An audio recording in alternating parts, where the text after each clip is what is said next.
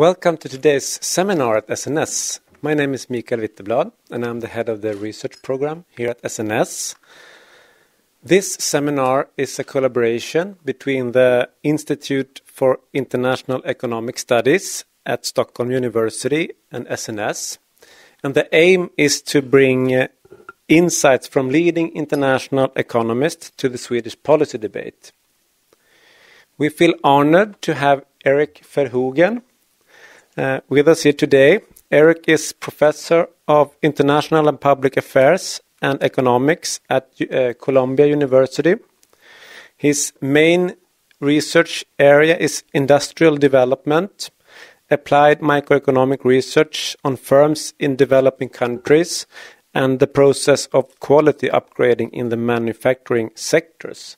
Welcome, Eric. Also, a warm welcome to Tessa Bold, Associate Professor of Economics at the Institute for International Economic Studies at Stockholms University. Today's moderator is Robert Östling, also Associate Professor of Economics at IIES at Stockholms University. So, Robert, welcome. I leave the stage for you. Thank you. So I will just moderate the discussion, try to talk as little as possible, and discipline the questions that we take after Eric gets 45 minutes to talk. There will be some time for questions, and then we'll have Tessa, and then we'll end with a panel. So please turn off your mobile phones, or the sound of the mobile phones. It's good if you keep them on, and keep tweeting about what we're doing here. And usually they have the hash. Have you stopped using the SNS Kunskap hashtag? Or it's down there. Okay, so you can use that hashtag if you want to. So welcome, Eric, to talk about what I think is a fantastic paper. It might sound a bit far-fetched that Eric will tell a story about producing soccer balls in Pakistan and what that can tell us in Sweden about how to think about innovation and technology adoption. But I think this is a fascinating study, and I think we can learn a lot from this study. So I'm very happy to hear Eric present it.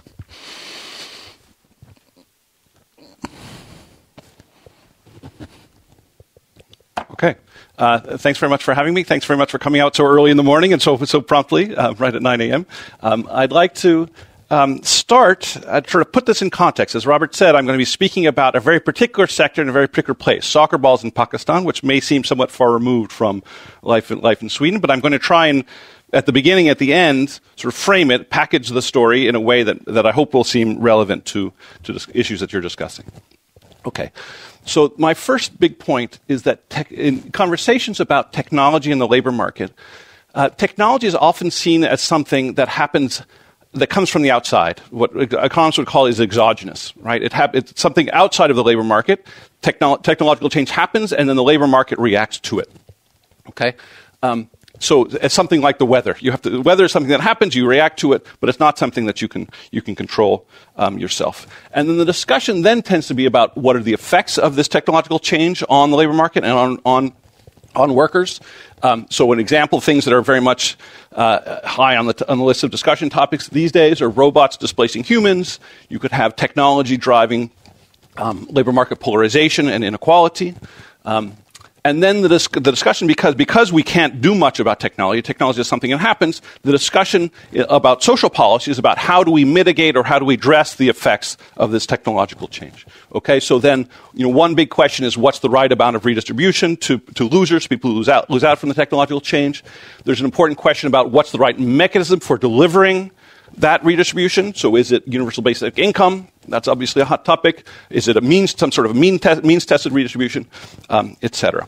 So being an academic, I always feel I have to put caveats that there is a literature in economics on what we call endogenous technological change, on the ways that skill supply can affect the direction of technological change, but it's largely theoretical and hasn't been such a big topic, sort of subject focus of recent debates. The debates have really been about technology happens, how are we going to react to it, how is social policy going to address the effects of technology.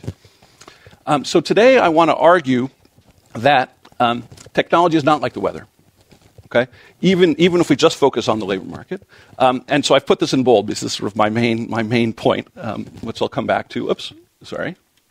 that institutional arrangements in the labor market, what I refer to as employment relationships, shape the pace and the direction of technology adoption. Okay, so technology is itself an endogenous outcome of things that are happening in the labor market. Okay, and I'm going to try and give you some flesh out that argument, and I think this has important implications for how we think about labor market policy and social policy more generally. Okay, so I'm going to tell you, as Robert said, and I mentioned a specific story about a particular industry. It's an industry that I and my co-authors happen to have learned in excruciating detail over many years. There's a trade-off in that decision to invest in learning about a particular industry, in that I think it's important to understand what's happening in this industry. On the other hand, it may seem very specific and not very generalizable. But I'll try to argue, and I happen to believe, that the lessons from this study do apply more generally, and so I'll come back at the end. Okay, so I'm having trouble with my clicker.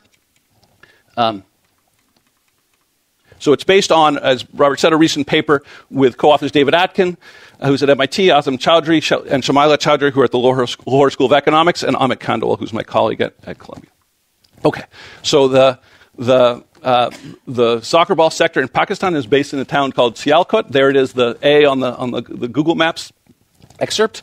It's actually strangely a world center of production of soccer balls. I say strangely because Pakistanis don't play soccer, they play cricket.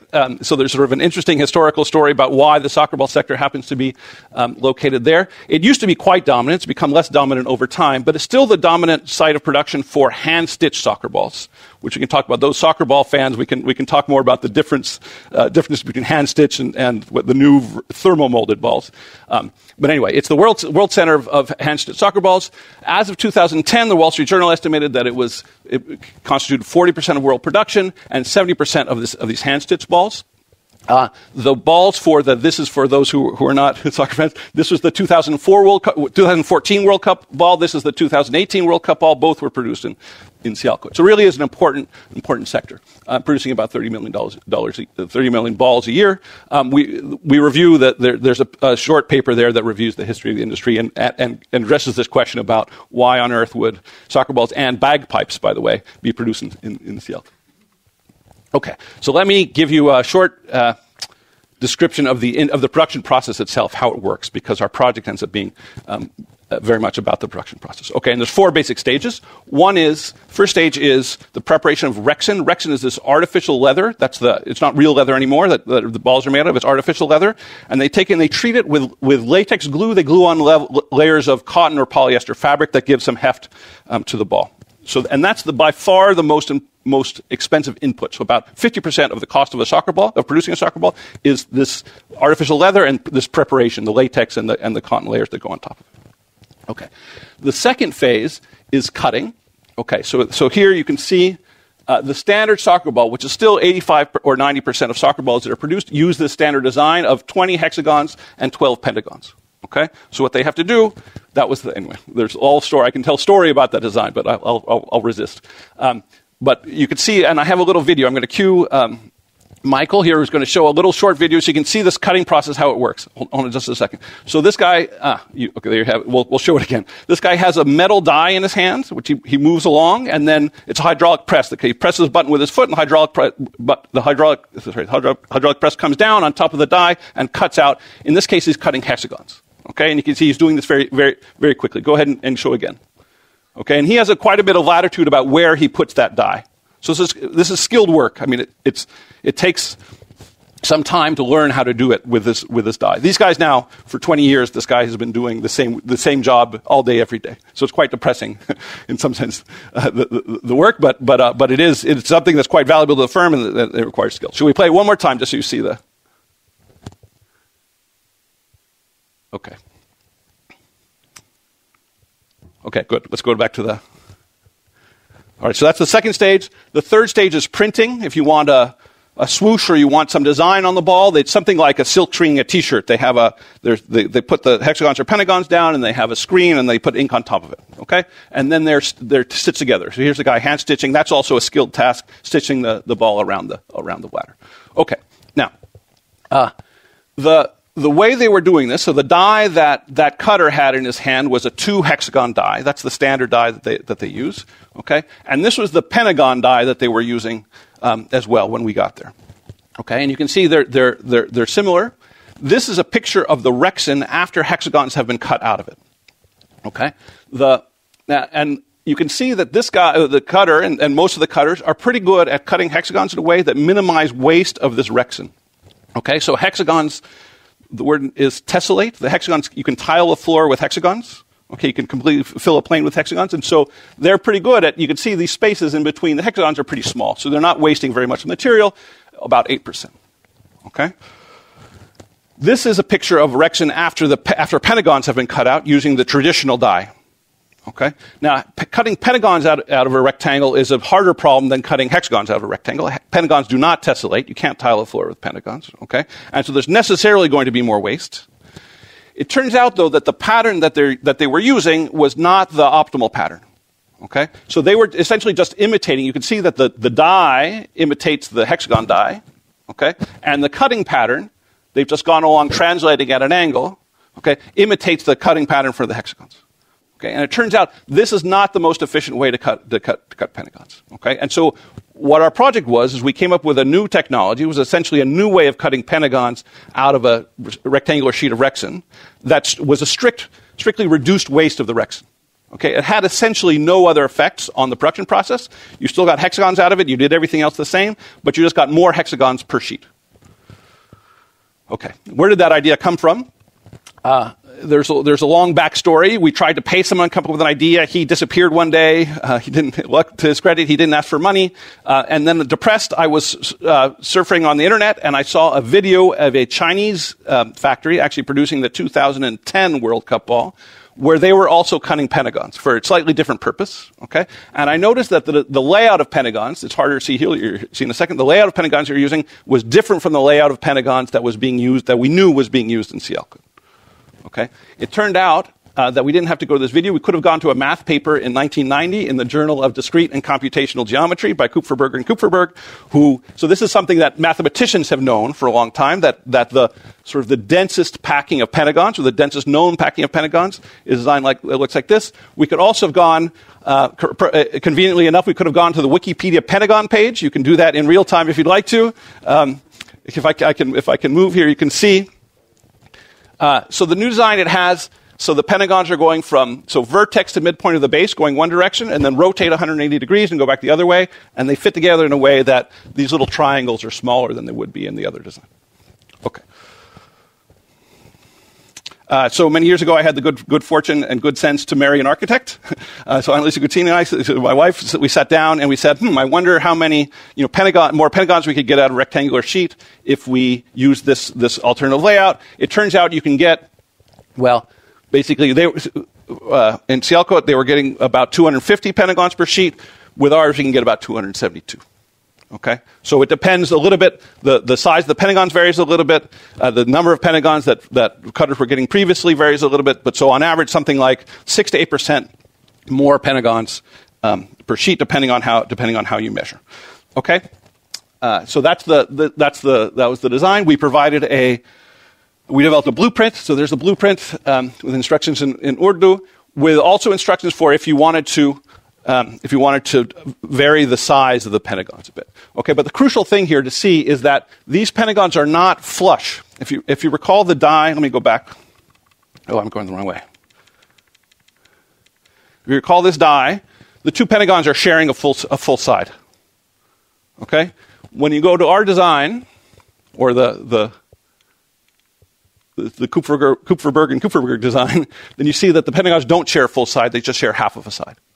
Okay, and you can see also this is 4 pentagons, but you can reproduce this 4 pentagon cut with two pentagon cuts. If you just take these two leftmost pentagons and translate them over, you get the same design. Okay. All right. So we're going to consider anybody using an offset design as implementing our technology. Okay. Either originally this is a picture of this is the die we provided. Okay, a 4 pentagon die. The version that turned out to be more popular was a 2 pentagon version. Okay. Which I don't have a picture of, but you can imagine it's just the two leftmost pentagons from that picture. Okay. Okay, so what happened? So we did in the paper, which I'll refer you to. I don't want to talk in too many details, but we went into a lot of effort to try and convince people that this actually was a pure waste reduction. Okay, this is a pure increase in technical efficiency. Okay, now how valuable it was to firms varied a little bit. So we have firms they're producing different size balls. They're using different qualities of Rexin. They're not all of them, not 100% of balls are the hexagon and pentagon design, etc. Okay, so we did a calculation we can calculate a whole distribution of the benefits of this technology to firms. Okay, so there's again that's in the paper. This is just saying, say at the 10th percentile, the 25th percentile, the 50th percentile, the 75th percentile, the 90th percentile, or the mean of the net variable cost reduction. Okay? Now, I'm going to focus just here on the median, just to try to characterize things. And key point here is that although you get about, as I said, 6 to 8, sometimes up to 10% more pentagons per sheet, the pentagons are smaller and there are fewer of them than the hexagons, and there are other costs in addition to Rexin costs. Not all costs are Rexin costs. So when you convert that 6 to 8% to what's the reduction in total costs, okay, per total cost per ball, if you want to think of it that way, it ends up being quite small. That's just 0.8 of 1%. Okay, so that's a small reduction, obviously. Now, second line is just saying, what if we compare that to the average profit rate? So the profits are also the margins are quite small in this industry. Okay, so profit rate is about 8%, 9%. Okay, so one way of thinking about this is that this net variable cost reduction was about 10% of the profit rate. Okay, so it's quite modest. On the other hand, we think it's large enough. A 10% increase in profits, that's enough that firms should be paying attention. We would think that firms would be willing to adopt this new technology. That certainly was our prior going in. You can see we also have calculated here cost savings per month. They're about 100 rupees to $1. So this is basically saying $410 per month. Total cost savings per cutter per month, so many firms have more than one cutter, is about $140 or 14,000 rupees. The punchline is that firms should be able to recover costs, giving a sort of reasonable calculation. If we don't give them a die in 43 days, that would be the median, or if we do give them the die, which is in fact what we did, in about 23 days, they should be able to recover the fixed costs of adopting this technology. Okay, that's gone fairly quickly. I haven't explained what all the fixed costs are, but they're quite modest and they should be recovered very quickly. So that's saying for almost everybody, almost all firms, this should be a no-brainer adoption of the technology. Okay, I don't know if no-brainer how well that translates into Swedish, but it shouldn't require a lot of thought to adopt this. Okay, so what did we do? We ran an experiment. We had 3 groups. One group we called the tech drop group. So that was the group that we gave the die to. Okay, so we gave the die and we gave the blueprint, which I showed with the instructions if you want to modify the size and the layout for cutting. Okay, we gave them a 30-minute demonstration where we went and with one of their cutters we said, okay, let's cut using your existing die. Let's count how many pentagons you get out of the sheet. Now let's do it with the new die. We'll have your cutter do it until you get 272 pentagons, which is how much we knew you could get, and then we'll count those and we'll do that in front of the owner. Okay, so we thought that should be clear. People should understand what was going on with the technology. Okay, and then the last thing is we offered to trade in because of this issue that the pentagons sometimes vary slightly in size. We offered to trade in. They could take the die that we gave them and have a different one made that we'd pay for the new one and take the original one back. Okay. And then, so a second group, we did a cash drop. So there, we didn't think that was going to do very much, but we wanted to be able to argue against the hypothesis that it was just because we're providing capital to the firm that we're having effects. So we just wanted that for comparison purposes. And then to another group, we just did no drop. We did no intervention at all. Okay, we did that in May 2012. Okay, so then what happened? So I should say that what we're expecting to happen is that the firms that we gave the technology to would adopt it very quickly. This is this no-brainer technology. And then we were going to focus on spillovers. Through what mechanisms does this information spill over to, to their cousins or to, where their workers go or to people in their neighborhood or where's that information go? In fact, what we found is that very few of the firms adopted. Okay, some adopted. So this is basically what it's saying. So we gave the die to 35 firms. Let me just jump to the end just for reasons of time. But basically by the end, using our preferred measure adoption, which is whether they'd use the die to produce at least 1,000 balls, we had 5 of those 35 firms that adopted. Okay? And one of the 79 no-drop firms had found out about the die and had adopted. Okay, and 0 of the cash drop firms. Okay, even though in some ways they were paying attention. So if you can see the firms this trade-in offer, 19 of the 35 accepted the trade-in offer. So they realized they were getting free stuff, but they just decided not to adopt it. And so then the puzzle was, why not? Why are firms not adopting this technology? Okay, so that was somewhat depressing. The thing that was somewhat less depressing was that this one no-drop adopter was a very large firm, one of the second largest in town. I can now, at the end, I can tell you, actually, in the paper it doesn't say what the name is. I can now tell you I have permission to tell you what the name of the firm is. It's called Silver Star. It has 2,200 employees, so quite large. It produces for international brands, including Nike and Puma and a number of the brands. So this is a large firm that found out pretty quickly. Remember, it was May 2012 that we dropped the technology, so fairly quickly they found out about it. We can talk about that, how they found out. But they adopted a couple, they tried it out, and then they realized this was a good thing, and they bought many, many, many more dies. And so by March 2014, so less than 2 years later, for 100% of their production of Pentagons, they were using this technology. So that was reassuring to us that the technology seems to be working, consistent with what we had found before. So it wasn't an issue that the technology was no good. There was something else going on. Okay, so we thought, let's ask people. This is not a very common thing for economists to do, to go out and talk to people. So we went out and talked to people and said to the firms that we gave the technology to, what's going on? Why didn't you adopt this thing? Okay, and we gave them a whole bunch of possible answers, trying to be as sort of span the whole space of possible answers. One of which was, the cutters are unwilling to work with the offset die. Okay, and these were of the 18 firms that we got to respond in that survey round, of the 18 of the 35. This is what they said. Okay, so the number one answer, so 10 of the 18 said the number one reason why we didn't adopt is because our cutters don't want to work with this die. Okay, the second most popular was printing problems. I didn't go into, for reasons of time, I didn't go into detail of that. The new die affects the printing a little bit, in the sense that the screens have to be changed and the printing process is varied a little bit. And then the other popular answer, which is something that we expected and made sense, was that they just didn't have orders. It's sort of a feast or famine. Sometimes they have lots of orders, sometimes they don't have very many. And so that's sort of a common answer. But this was striking to us, that the cutters unwilling or printing problems was number one answer. Another provocative, we thought, fact was that the Silver Star firm, so firm Z, was one of the few in town that doesn't pay piece rate. So the standard labor contract in PL code is a piece rate. So workers are paid per pentagon or hexagon, or basically per ball. So for a packet of 20 hexagons and 12 pentagons, they're paid a certain amount, something like 2 rupees, I think is if I'm remembering correctly. But the Silver Star is one of the few that did not pay the piece rate. They have a standard monthly salary.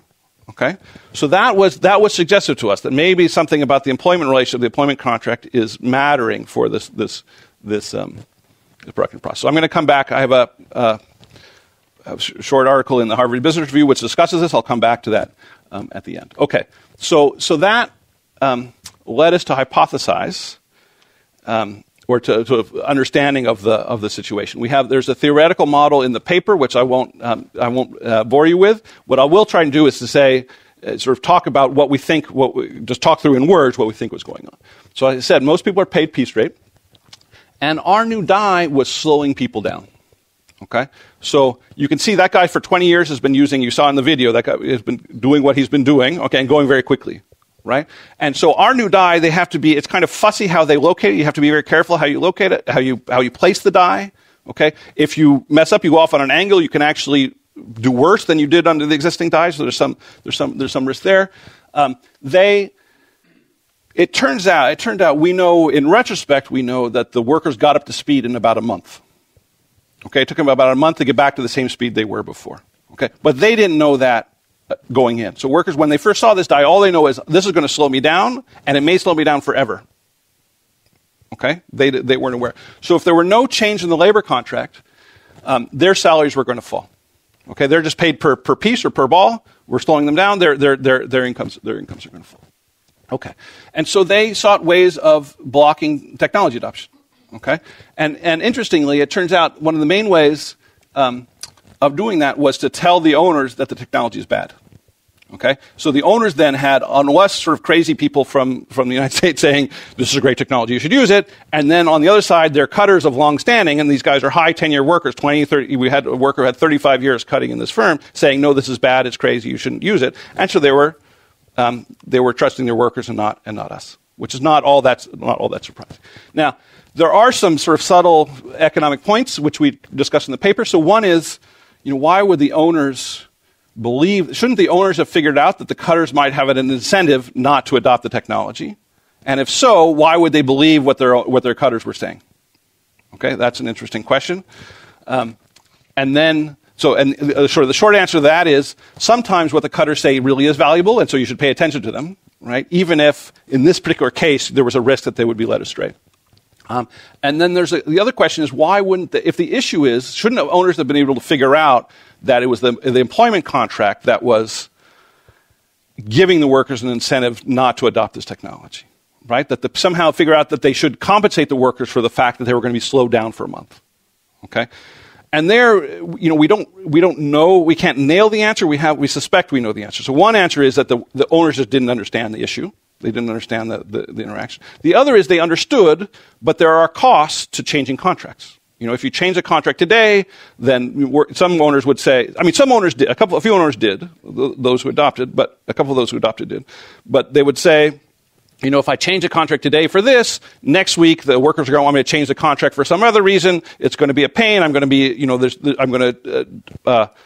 be able to establish a norm for a given piece rate.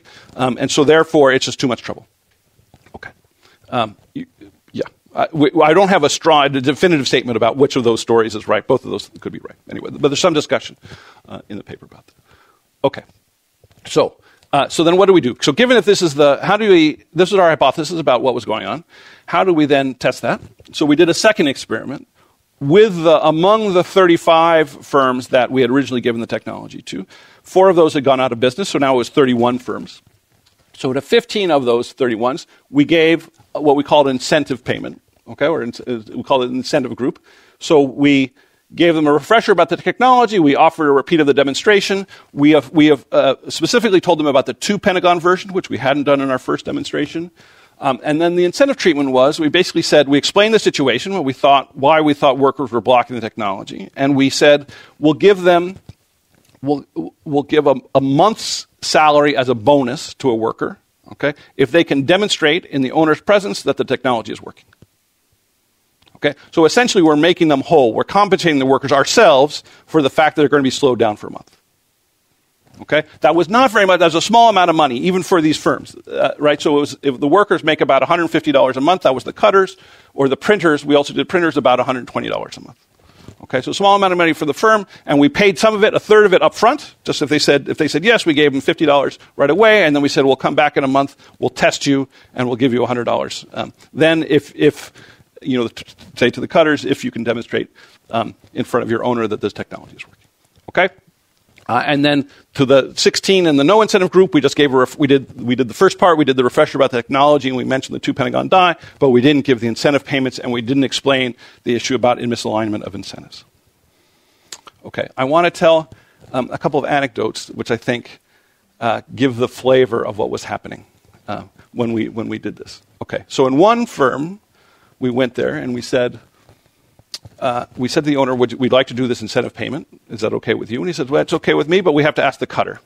Okay? And we went to the cutter, and this is now, what's in italics here is a report from our enumerators, our project managers, writing to us, to the co-authors, the PIs, about what was happening. He said, okay, the cutter explained that the owner will not compensate him for the extra penalty he will get out of each sheet. He said the incentive offer of $150, so 150,000 rupees, is not worth all the tensions in the future. No, thank you. I don't want to do it.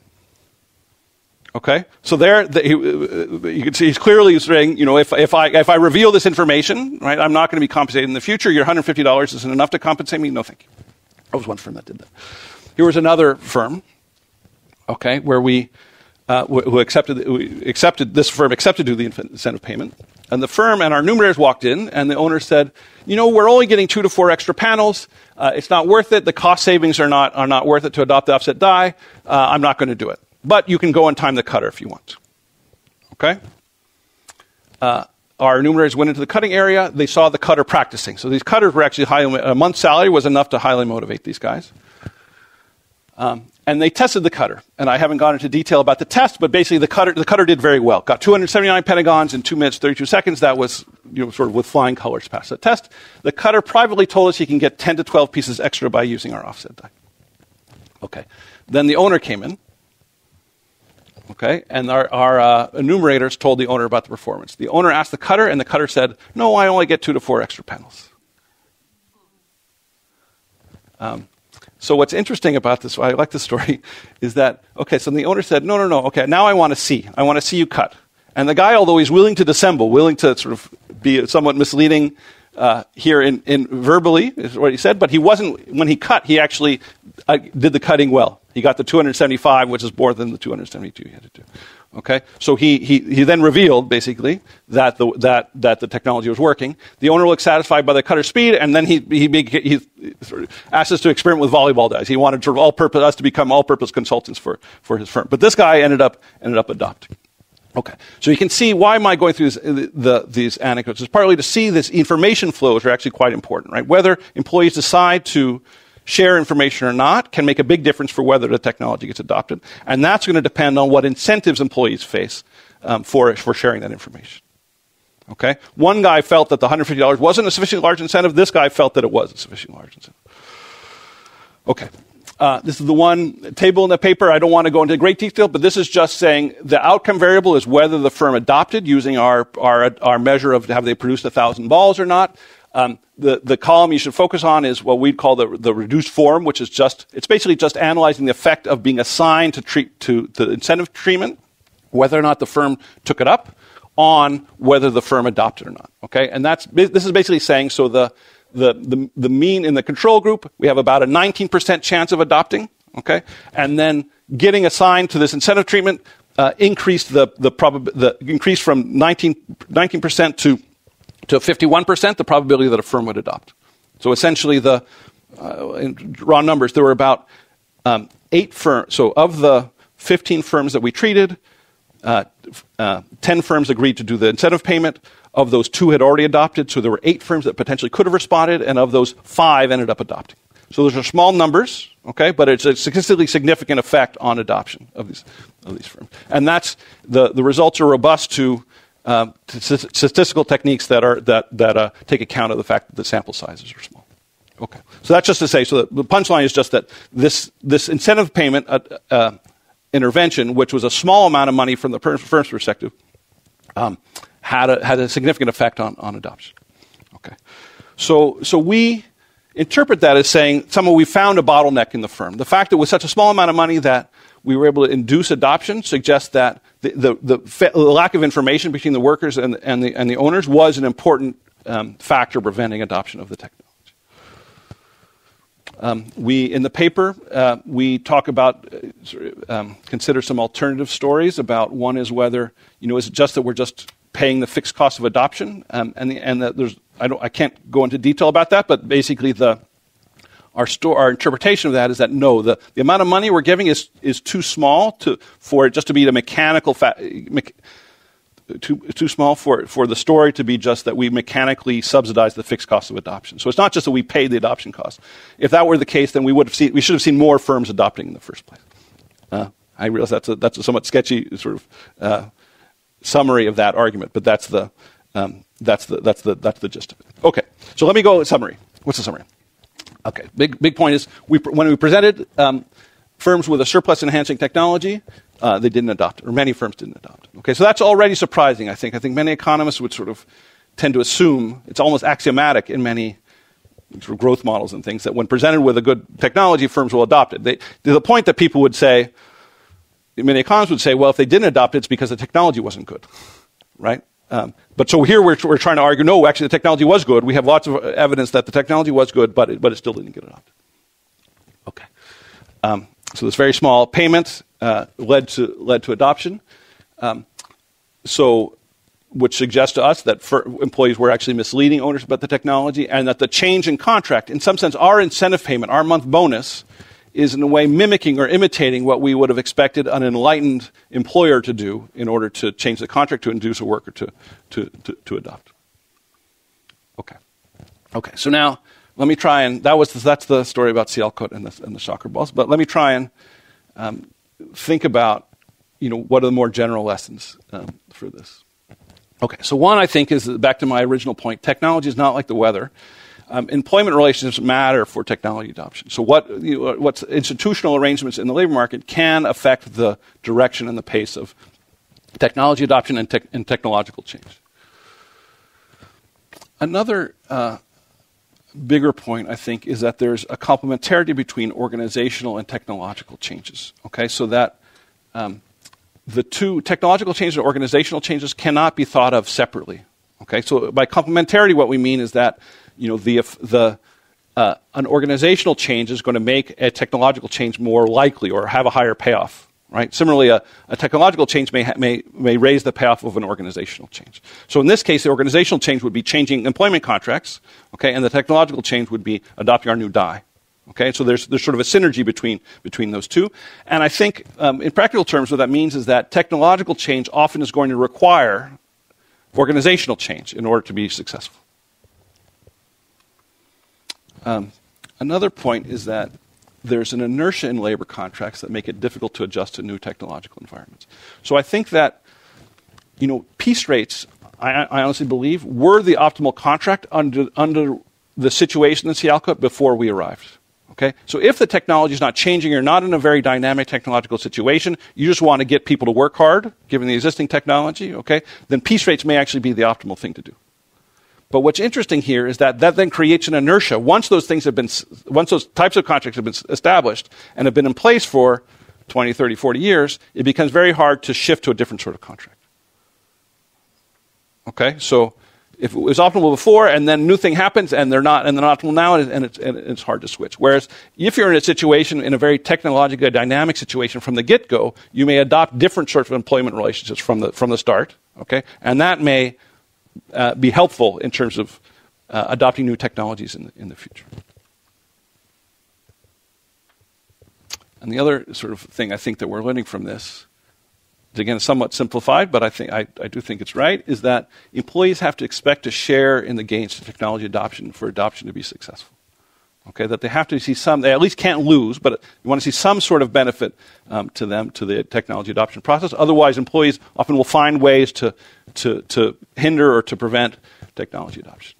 Let me think about broader. Does this relate to the situation in Sweden? It turns out, so I came across just a few months ago in the New York Times had this big splashy article about Sweden and about employment relationships and technology adoption in Sweden, which I thought dovetailed very nicely. I'm not by any means an expert on the Swedish economy or the Swedish model. You can tell me about this in discussion, whether it feels right. But I thought it was close enough to the argument of our Sialkot paper that I should bring it up. So it was a story about the robots are coming and Sweden is fine. That the difference. This is in the New York Times in the U.S. about the difference between attitudes of Swedish workers and unions towards technological change contrasted to those in the United States. So here are just a couple of quotes. You can read. This is the article, but in Sweden and the rest of Scandinavia, governments provide health care along with free education. They pay generous employment benefits, etc. Unions generally embrace automation as a competitive advantage that makes jobs more secure. So coming from a U.S. context, that's a surprising statement. That's not typically how we think of unions' attitudes towards technological change. Here's a guy, a machine operator, saying, for us, automation is something good. No one feels like they're taking jobs away. It's about doing more with the people we've got. Okay, and then if you want to do a little more systematic evidence, 80% of Swedes express positive views about robots and artificial intelligence, according to a survey this year by the European Commission. By contrast, a survey the Pew Research Center found that 72% of Americans were worried about a future in which robots and computers substitute for humans. Okay, so those are very different views on technological change. Okay, and why? And I think that it's related to essentially the difference in social policy or welfare systems in the two countries.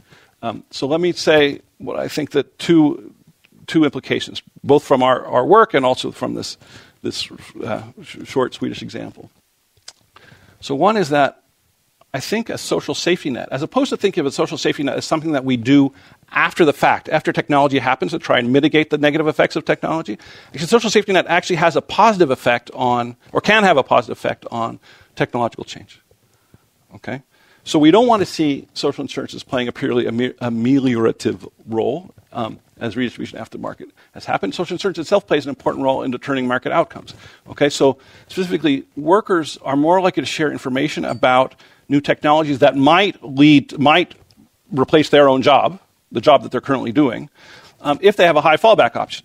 Okay, if they know that the firm is going to keep them around, or they know that even if the firm doesn't keep them around, they'll be in pretty good shape. They have a pretty good sort of social insurance to fall back on. That's going to make them less likely to resist new technologies that might replace their job or make them or reduce their incomes. Okay. A second implication is that labor market policies, or institutional arrangements that encourage long-term employment relationships and what economists would call rent sharing within the firms. That's some of the gains from technology, the profits from technology adoption being shared with workers are likely to increase technology adoption. Okay, so to get what's the point here I'm making these two bullet points is just that a strong safety net may reduce resistance to new technology, but they might not make workers actively engaged in collaborating or cooperating in technology adoption. For that, they may need positive incentives, and that they may need a share in the gains, a share in the profits in some way. Okay. Now, there's different sorts of gain sharing mechanisms we can imagine. So one, obviously, is that there's unions and there's collective bargaining contracts, and there's sort of enforcing on the firm a sharing of profits. It could be also that employers are enlightened and figure this out and figure out that they need to share themselves some of the profits. So we had a few employers who figured this out and said, okay, I need to make my workers whole. I need to give them a little bit more money when they use this new technology. Other arrangements, you might see that. So often firms will offer stock options or other sort of joint ownership arrangements are a way to provide. That's a way to provide similar incentives and sort of give workers incentives to collaborate in this process of technological change. I've got my last. My timing is actually working out well. So my last point I want to say is that it's not clear to me that unilateral employer action is going to be sufficient to address this issue that employees' incentives may not be fully aligned. Why is that? Okay. The basic issue is that there may be spillovers. We've seen already some spillovers from Silver Star, from the firm Z, to other firms in Salcode. What I mean by spillover is that it's a positive spillover. So Silver Star adopting the technology has positive effects on other firms that don't affect Silver Star's own bottom line, don't affect Silver Star's own profits. Okay, so those are benefits that Silver Star itself are not going to take into account. And then in the presence of these positive externalities, a given firm acting independently is going to do less of this innovation and maybe less, it's going to solve this problem less, or be less interested in solving this problem than would be in the best interest of society as a whole.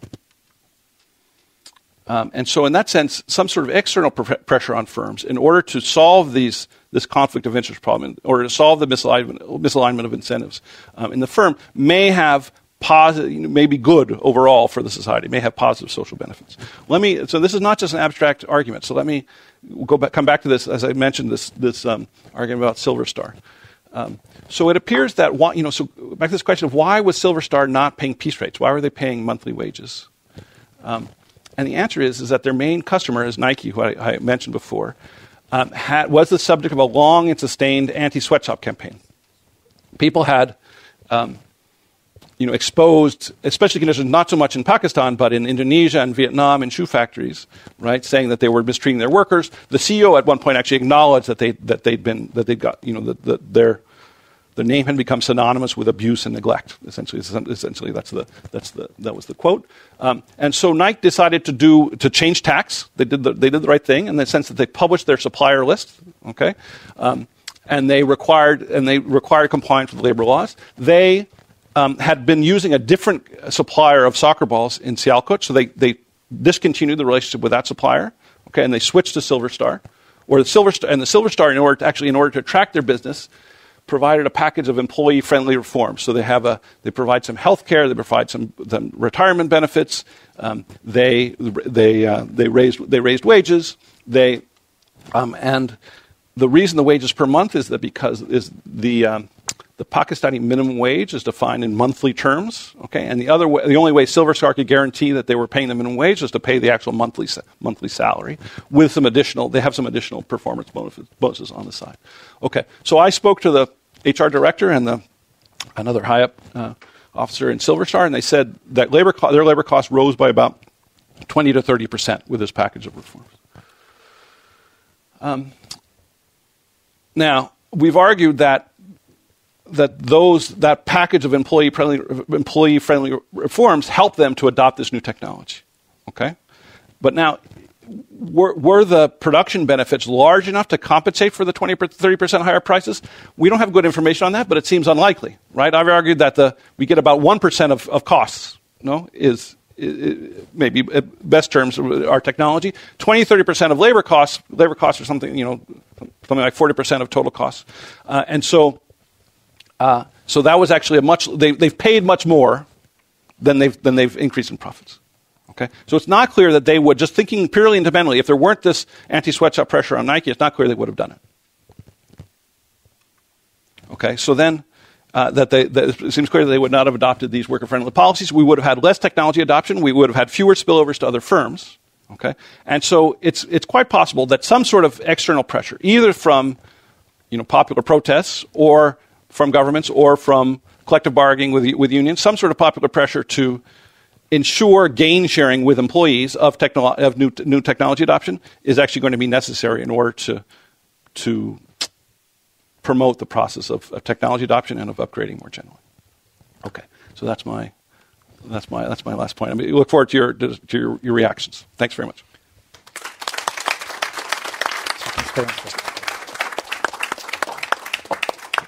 So thank you so much. I think that gave us all something to think about. I want to give room for some questions before Tessa gets to comments. Before I do that, I just want to follow up on the Silver Star example. So are you arguing that it was a fixed wage versus a piece rate? Because that's what you said first. And now, towards the end, it perhaps sounded that essentially these workers were paid more, so their job is more valuable, so perhaps they care more about the firm. Right, so it's like, because I can imagine, fixed wages have their problems. So when I work with my collaborators, for example, we talk about things we're going to do. I realize when the discussion starts moving in a direction where I will have to do stuff, I kind of think about in the back of my head, how much effort will it take to do these things? And then sometimes I kind of steer away from that discussion not to do the work, right? So yeah. You're revealing good honesty is a good policy. You're revealing something about yourself. Yes, I understand. But I understand that situation. That's right. I'm being a little bit loose here in the sense that I think what the monthly wages do is they remove the active disincentive that workers on piece rate had to adopt the technology. Right. So the workers on piece rate, they clearly were going to be worse off if they adopted new technology in the absence of other contractual changes. Okay. The workers at Silver Star were not clearly worse off. Now, the question is whether they were better off. So in some sense, the optimal strategy would have been something where actually they get higher wage if they adopt than if they don't adopt. That would be the optimal thing to do. And we haven't gone into any detail about, are piece rates better than fixed wages. So that's a bigger discussion. It's true. There's reasons, and I sort of said this before, that in a technologically static environment where there's not a lot of technological change, it's very possible, and I think it's plausible to me that the piece rates were the optimal strategy. Okay, and that in that situation, having piece rates would have been better than having the monthly wages. It's just that when new technology comes down, and it's a question our firms can be able to adopt, that's where the fixed wages or not having a disincentive to adopt actually turned out to be helpful. Okay, so is there a question from the audience before I leave room for Tessa? Okay, so Tessa, the floor is yours. Okay. Thank you. Sorry, I've just spilled water on them.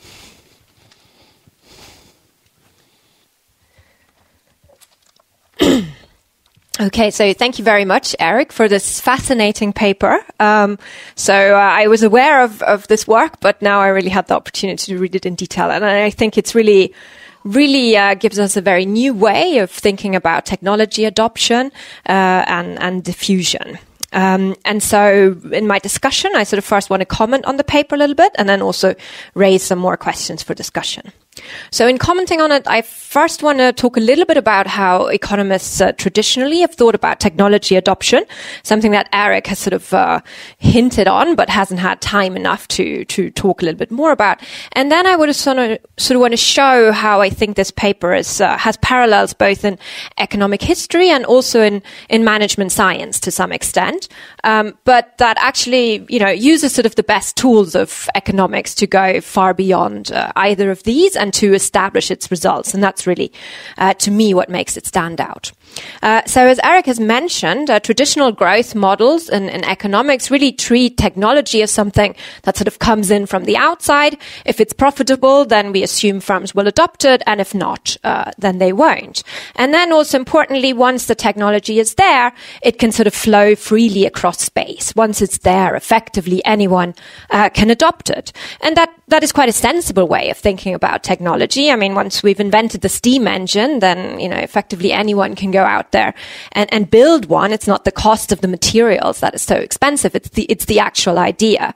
And, similarly, if we were so inclined, all of us who are sitting in this room here now, if we wanted to go and make footballs, we'd now know the best way of how to put the pentagons next to each other.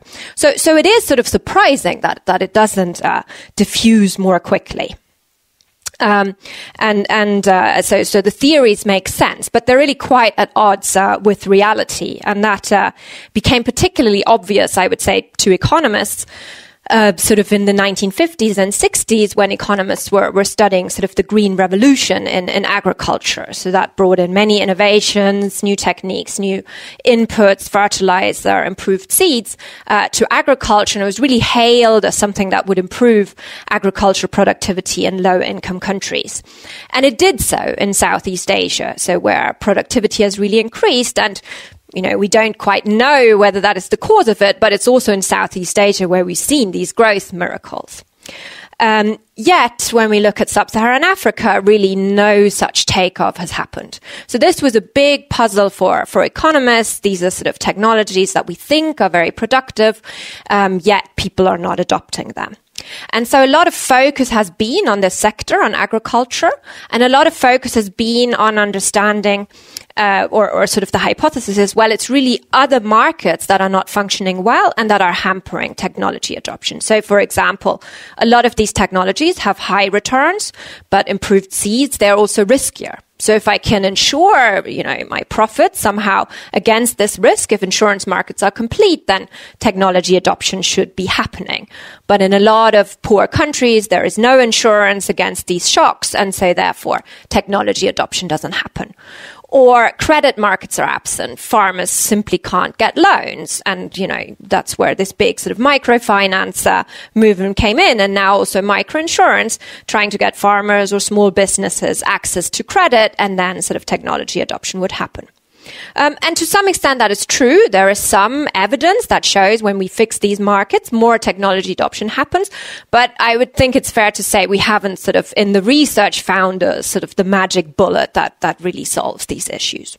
Other explanations, sort of in my own research, we've shown that yes, these technologies are productive and profitable when they're authentic. So here thinking of sort of fertilizer and hybrid seeds. If you really get good quality seeds, then, if you use them, your profits will increase. But actually, the markets in which farmers buy these products can be quite, corrupt or not well functioning. And so the products that farmers actually have access to, this is evidence from Uganda, the inputs are often diluted, of low quality. And so then, the fact whether it's profitable to adopt these or not is not at all clear.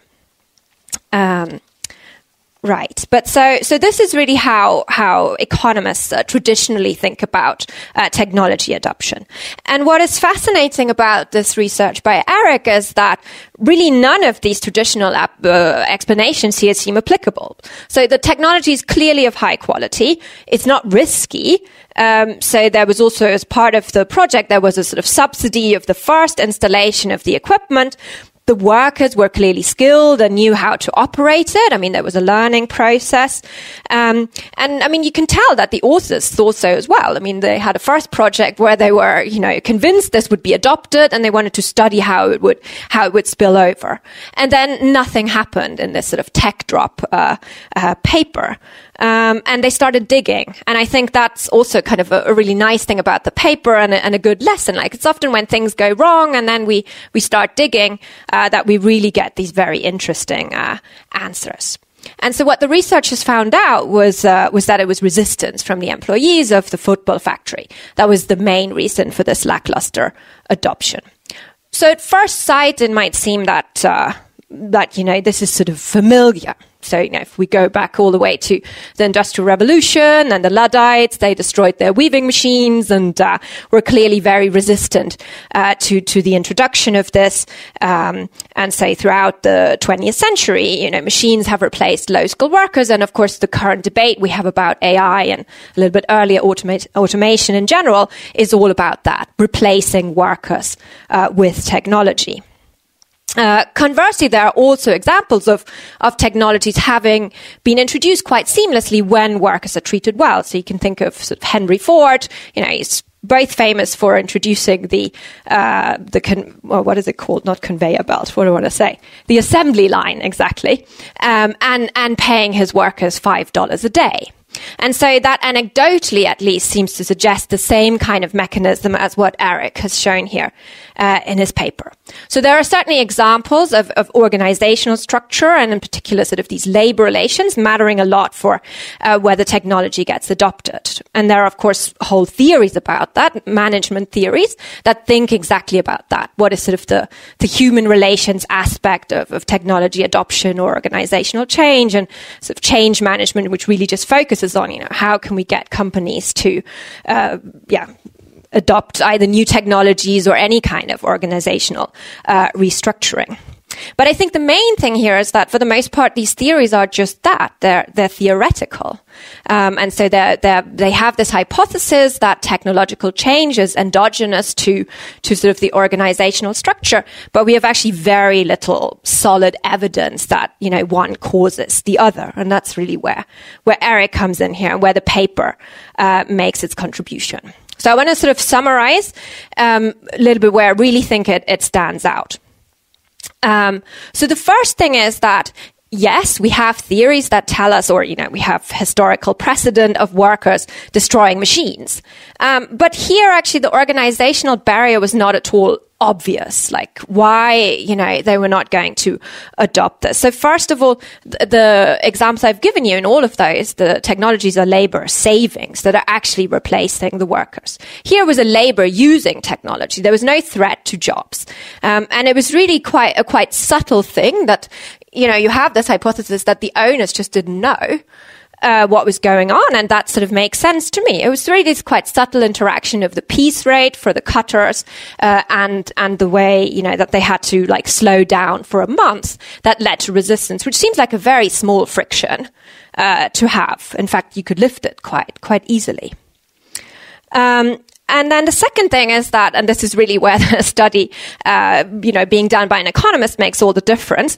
So Eric said this, yes, economists don't usually just go and ask people, why did this go wrong? And in fact, we have quite a lot of good evidence that people are not so good at identifying why things go wrong. Or they might tell you many things, but to really figure out what the binding constraint is sort of difficult to get in survey work.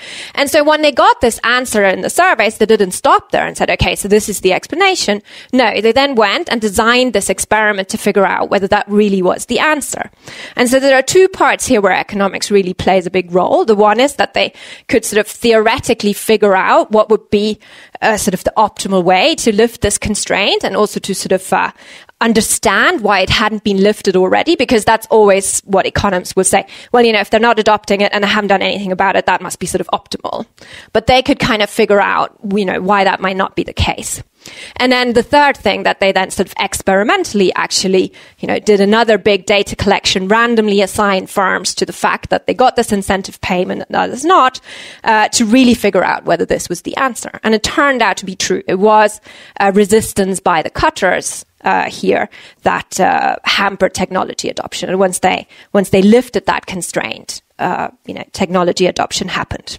So I think this is really, to some extent, the first properly identified piece of research that shows a causation, not just a correlation between, profit sharing, I guess, with workers and successful technology adoption. And so I think that could be enormously important for the policy debate as it's happening, and sort of has important lessons for how we manage technological change, some of which you also commented on.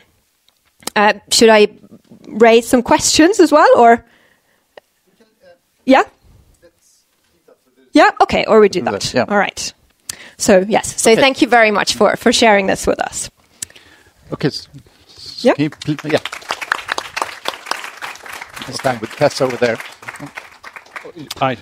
I'll go over there. Yeah, let's stand over there and see. So thank you so much, Tessa. So I was thinking about, before I open up for any questions from the audience, I was thinking about one thing. We are so used as economists, and you two are economists, I'm an economist, to thinking in terms of incentives. Right? Do these workers have the right incentives to tell the truth about this new technology? Is that the right way to think about it, or shall we more think of you can think of technology as adoption as kind of a collective action problem within the firm, right? We want our firm to be more productive. We all benefit from that in the long run because that makes the firm more profitable, more likely to keep our jobs. But at each point in time, we always have incentives. So it's painful to learn new stuff. We have to exert some extra effort. And perhaps it's more about and perhaps like collective bargaining and working with unions creates that, like this feeling that we're all in the same boat. It's more about civic duty, collective spirit than actual incentives. That's a question mark then. So, yeah. Okay, I don't know if Tessa wants to jump in. The free rider issue is also an issue about incentives. So it's not a question about incentive. I think the issue is whether sort of norms, whether it has to be money that gets people to do things even that are not necessarily they're not necessarily incentivized to do, or if it's money, it has to be money. In our case, we did money. We don't have a strong feeling that it has to be money. It could be norms. It could be they have a little more autonomy. It could be somehow they're treated with more respect. There's lots of reasons why. There's lots of non-pecuniary benefits that firms might be able to offer workers that might induce workers to share this sort of information, right? So that. We realized actually after the fact, talking to Robert Gibbons, that we'd walked into a minefield in this field of organizations about whether it's monetary incentives or non-monetary incentives that matter. In fact, we don't have a dog in that hunt, as Bill Clinton would say. We don't care. But the question is, there has to be some sort of a compensation to induce people to do something that would be otherwise against their interests. That would be my view. Yeah, as I was reading the paper and also following your talk, I did think that in some sense then the problem here was quite specific. So here was about wanting them to reveal information, but often that might not be it, right? You have all the information. You actually know that the technology is productive, yet everyone is there and complaining anyway. So it might also be just more about, as you say, creating these norms and that everyone has sort of incentives to make the firm perform well, I guess. So do we have any questions from the audience? Please introduce yourself with a name and wait for the microphone. Susan Ackum, if you're looking at the literature of technological change, it seems like it takes time. And have you gone back to see what's happening in sort of 2018? Are there a new firm who has adopted the technological change? Because that would be really interesting. Yeah. So we have another project ongoing, another two projects actually ongoing in this sector. So we're there. I'm internally optimistic. I keep thinking, we're on the low part of the S curve. Know that the famous, Zvi Grilikas has a famous papers on hybrid corn adoption in the United States, where he's showing these S curves, where you're very, very flat, and then it becomes very fast, and then almost everybody adopts. And I keep thinking we're going to get to that S curve. We have not yet gotten to that S curve in Sialkot. There's still about basically the same number of firms that had adopted at the end of this experiment that I'm talking about are still the same number that are using this technology. Right, so it's not. We just haven't had it, and so why that is, we're back to our puzzle. I think that partly it's that, the workers really have, successfully blocked the technology in firms where we didn't do our intervention. So this incentive intervention we only did in, 10 firms in the end. And so in the firms where we didn't do that, the information never got passed. The benefits are relatively small. The sector's sort of shrinking, and so it's maybe not the first thing on people's mind. They're more worried about getting contracts. But in any case, it hasn't happened. Although I keep thinking maybe it will, but it turns out it hasn't happened yet. But it's good. It's a good question. One would expect that eventually to pick up. And this is not a very innovative sector, I think. But I think you mentioned in the paper that like the last innovation in the production technology was from '94. I think there was the order. Correct. It's very mature industry they've been losing out to. Anyway, that's a longer story. For those soccer enthusiasts, I can talk in great detail about other soccer ball technologies that have been invading. But basically, Pakistan has been losing out to China and Vietnam and Indonesia and other places. Okay, before that, those anecdotes, we have another question, and please introduce yourself as well. Hello, my name is Marcus Christiansson. The insights you are presenting here today, would you say that they are applicable also in white-collar works? Or is it more in a blue-collar environment? One way of translating what you were talking about was that it works well when it comes to manufacturing. But say when it comes to technology that make people working with decision-making such, which will come in the future, will your knowledge that you have presented here today be applicable in those environments as well, in your opinion? Yeah, I think the answer is yes. I mean, it's hard to study. It's hard to study technology adoption in general. Lots of, as Tessa was saying, we should point out our papers were sort of co-branded. We end up in the same journal right next to each other. But a lot of this work has been on agriculture, precisely both because it's interesting and important, and because technology is easier to see. It's easier to see technology adoption, right? So it's one advantage here that we have is that we can actually see technology adoption in this very simple sector. But I think the basic principles apply much more broadly. I mean, I think about economics department, or I go back to Robert's example, like when I'm thinking about, there's something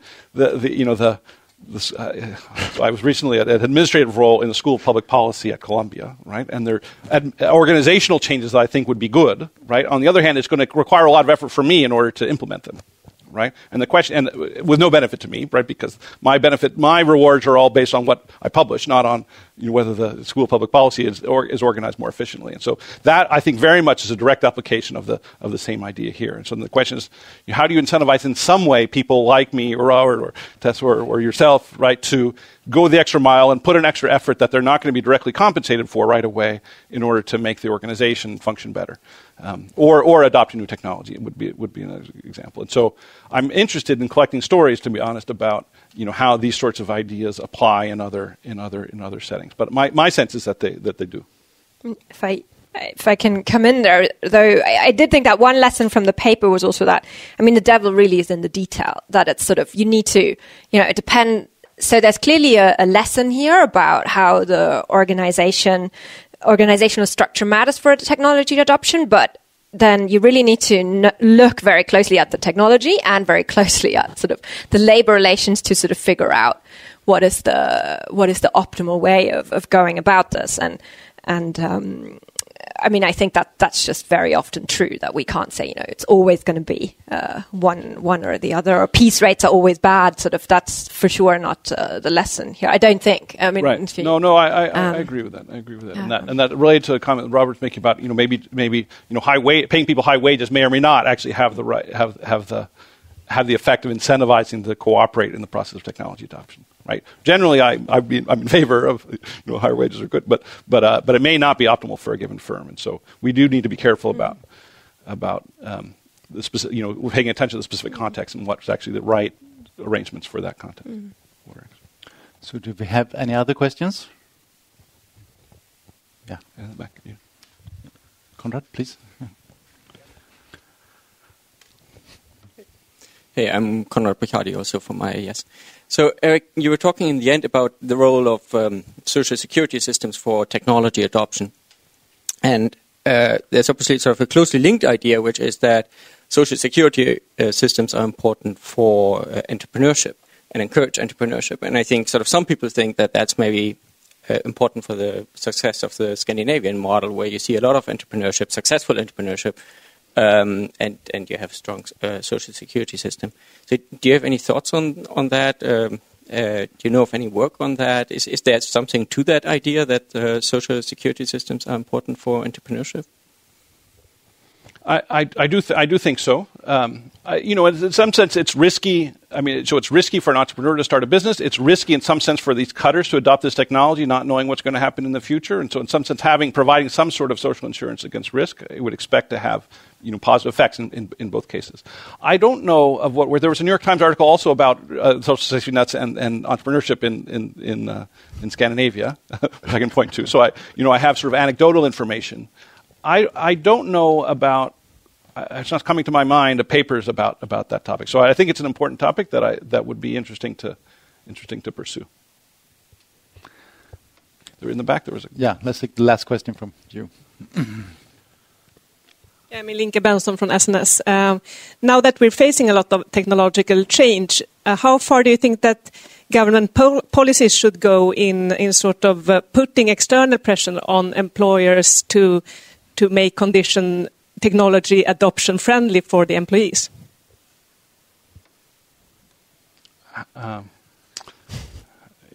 So here again, so I want to be careful. So generally, I mean, it's easy to make the general statement that some sort of external pressure would be good. It's harder, that the devil are in the details often, right? We have to be careful about how we do that. I think I'm more comfortable rather than taking it a little bit out of the Swedish context and going to the context of places like Pakistan or other developing countries. I think things like allowing freedom of associations or union rights, essentially workers' rights in the sense of being able to form unions, is a positive form of pressure. I would say, because it's not simply a labor standard. We have to pay X amount of dollars per hour or something. That's typically not going to be appropriate to given setting. But the setting where workers are free to provide to organize and to put some pressure themselves on employers, that is a sort of and that's something that internationally we can have some internationally the international community can put some pressure on countries in order to make sure that these sorts of labor rights are respected. That would be a very positive form of pressure that I think is likely to have positive effects. Now it could be, I'm not going to say that unions are perfect or not. Unions haven't had also the effect of retarding technological change in other situations, so it is possible. But I think generally this would be a positive move forward for many places, at least where I've done work. So we have to end on time, and I'm going to give the last word to Michael. Yeah. Oops, okay. Yes, this marks the end of today's seminar, and on the behalf of SNS, I would like to thank Eric, Tessa, and Robert with an applaud.